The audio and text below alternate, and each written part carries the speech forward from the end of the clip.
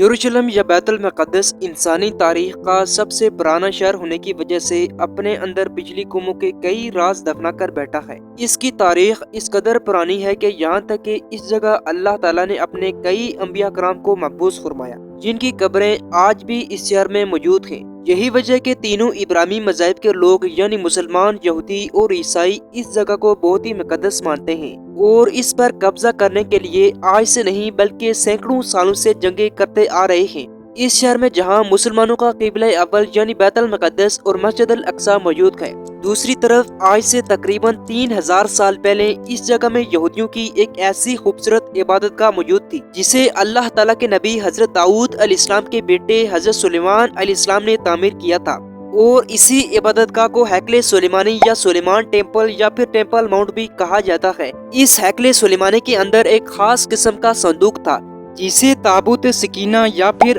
Arc of covenant بھی کہا جاتا ہے، جو یہودیوں کے لیے نہایت مقدس کا باعث تھا۔ اس مقدس صندوق کے متعلق محققین بتاتے ہیں کہ یہ حضرت آدم علیہ السلام کو دیا گیا تھا اور ان سے حضرت داؤد علیہ السلام تک پہنچا۔ کہا جاتا ہے کہ جب یہ صندوق حضرت داؤد علیہ السلام کے پاس تھا تو اس میں لوح قرآنی اور موسیٰ علیہ السلام کا عصا بھی تھا۔ اس کے علاوہ تورات کوہ سینا پر حضرت موسیٰ علیہ السلام کو دی گئی تختیاں اور وہ برتن بھی تھا جس میں آسمانوں سے من و سلوہ اتارا کرتا تھا۔ بہرحال جس طرح خانہ کعبہ مسلمانوں کا قبلہ ہے، اس طرح یہودی یعنی بنی اسرائیل اس تابوت سکینہ کو اپنے قبلے کے طور پر بھی استعمال کیا کرتے تھے۔ اس تابوت کا ذکر نہ صرف بائبل، تورات وغیرہ میں آیا ہے بلکہ اللہ تعالیٰ نے اس مقدس صندوق کا ذکر قرآن مجید میں بھی کیا ہے، جیسے کہ اللہ تعالیٰ قرآن مجید میں سورہ بقرہ میں فرماتا ہے، اور انہیں ان کے نبی نے کہا، اس طالوت کی بادشاہی کی نشانی یہ ہے کہ تمہارے پاس صندوق آئے گا، اس میں تمہارے رب کی طرف سے ایک تسلی ہے، اور آل موسیٰ اور آل ہارون نے جو کچھ چھوڑا تھا اسے فرشتے اٹھائے ہوئے ہوں گے، بے شک اس میں تمہارے لیے یقیناً ایک نشانی ہے اگر تم مومن ہو۔ ناظرین، بہرحال تاریخ سے یہ بات بالکل واضح ہوتی ہے کہ یہ تابوت حضرت آدم علیہ السلام سے حضرت سلیمان علیہ السلام تک نسل در نسل چلا آ رہا ہے۔ جب یہ تابوت حضرت آدم علیہ السلام سے ہوتا ہوا حضرت موسیٰ علیہ السلام تک پہنچا تو بنی اسرائیل کے لیے یہ تابوت ایک خاص قسم کی رحمت بن گیا، کیونکہ حضرت موسیٰ علیہ السلام جب بھی جنگ میں اس صندوق کو آگے رکھتے تھے تو اس سے بنی اسرائیل کو سکون نصیب ہوتا تھا۔ بنی اسرائیل کو جب کوئی مشکل پیش آتی تو وہ اس صندوق کو سامنے رکھ کر دعا کرتے تھے، یہاں تک کہ دشمنوں کے مقابلے میں اس کی برکت سے فتح پاتے تھے۔ اس کے علاوہ جب ان لوگوں میں آپس میں اختلاف ہوتا تو اس مقدس صندوق سے فیصلہ کرواتے۔ بنی اسرائیل یعنی یہودی جہاں بھی جاتے تو اسے ساتھ لے کر جاتے۔ بہرحال مختصراً ہر قسم کی بلائیں اور آفتیں صندوق کی برکت سے ٹل جاتی تھی۔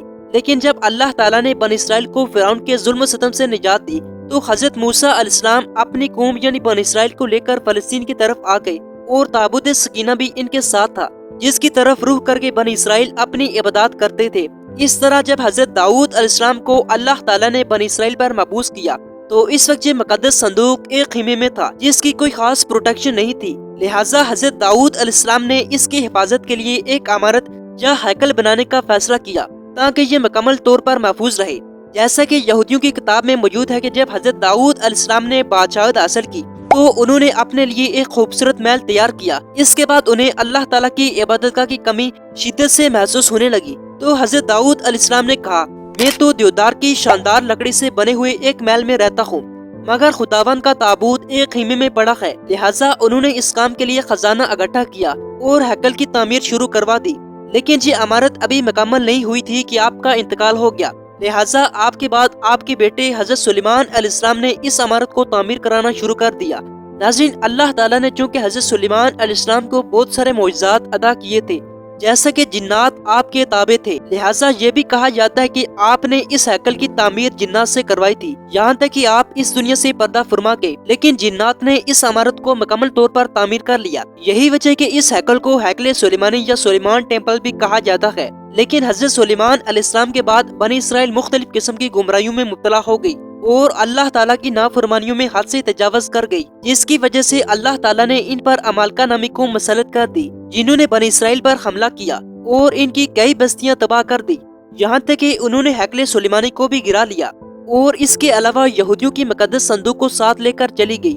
کہا جاتا ہے کہ بعد میں قوم عمالقہ نے صندوق کو کسی گندی جگہ پر رکھ دیا تھا اور اس کی بے ادبی کی تھی، جس کے نتیجے میں وہ قوم مختلف قسم کی بیماریوں کا شکار ہو گئی اور ان کی 5 بستیاں ہلاک ہو گئی۔ तब जाकर उन लोगों को यकीन हो गया कि ये सब कुछ मुकद्दस संदूक की बेअदबी का नतीजा है।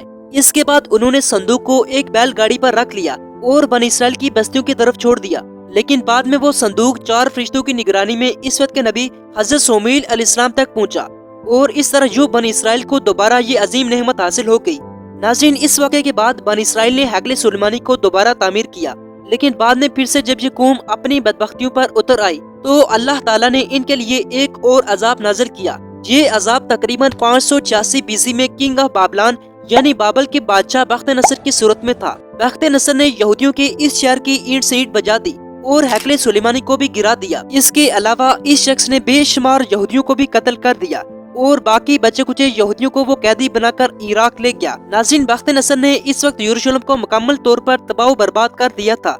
यहाँ तक कि बाज़ तारीखदानों का कहना है कि बख्त नसर ताबूत सकीना को भी अपने साथ लेकर गया, जबकि एक राय के मुताबिक ये भी कहा जाता है कि अल्लाह ताला ने इसे आसमानों पर उठा लिया था और ये ताबूत क़यामत के दिन जब हजरत इमाम मेहदी तशरीफ लाएंगे तो वो इस संदूक को फलस्तीन की तबरिया नामी मशहूर झील से निकालेंगे, जबकि एक कौल के मुताबिक आप इसे तुर्की के शहर अंताक्या के किसी गार से निकालेंगे।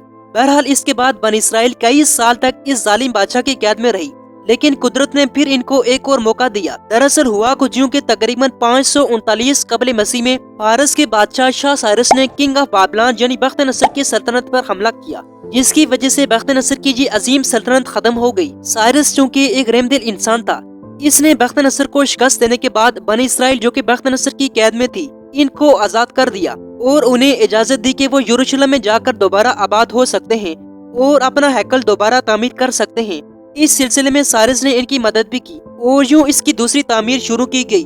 लेकिन इस दौरान में भी हैकल सुलेमानी पर काफी वाक़यात रोनमा हुए, जहाँ तक कि इसके अंदर रखे गए कीमती खजानों को भी चुराया गया।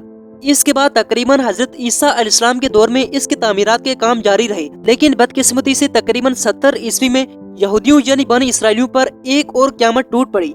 ये क़यामत टाइटस और इसकी फौज थी, जिसने बख्त नसर की तरह फिर से यरूशलेम की ईंट से ईंट बजा दी और हैकल को भी गिरा दिया। यहाँ तक कि ये भी कहा जाता है कि अब इस हैकल की सिर्फ एक दीवार बची है, जिसे दीवार गिरिया कहा जाता है। आपने भी अमूमन इस दीवार पर यहूदियों को रोते गिड़गिड़ाते हुए देखा होगा। यहूदियों के मुताबिक ये दीवार इस हैकल की है। अब दरअसल मसला यह है कि यहूदियों के मुताबिक जिस जगह मस्जिद अल अक्सा वाक़ है वहाँ इनकी इबादतगाह थी। अब यहूदी इस मस्जिद यानी मस्जिद अल अक्सा को गिराकर एक और बार फिर हैकल तामीर करने की कोशिश में है। इनका मानना है कि एक वक्त आएगा जब यहूदियत का बोलबाला होगा और इनकी एक अजीम शान सल्तनत होगी, जिसके लिए वो फलस्तीनियों को भी मारकर अपने ख्वाब को पूरा कर रहे हैं। यहाँ तक कि इनके अकायद में ये भी चीज शामिल है कि क़यामत से कबल इनके एक बादशाह का ज़हूर होगा जो इसी दीवार से निकलेगा और मुर्दों को जिंदा करेगा।